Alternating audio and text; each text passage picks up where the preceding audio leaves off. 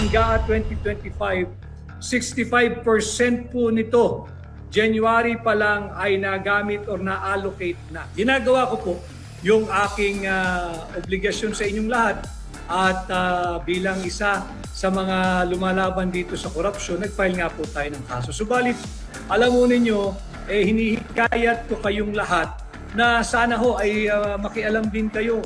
Parinig po ninyo yung tinig ninyo sapagkat pera po nating lahat ito.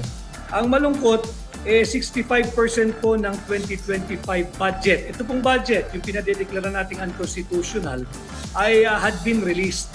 Na-i-release na po ng DBM. 65% of this 2025 illegal, immoral, unconstitutional, and criminal budget, 65% po nito ay na-release na ng DBM.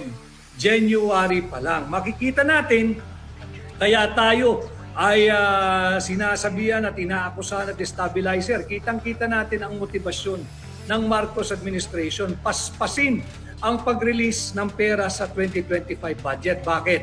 Natatakot po sila na mag-issue ng TRO at maging permanent injunction at ideklarang unconstitutional itong 2025 budget.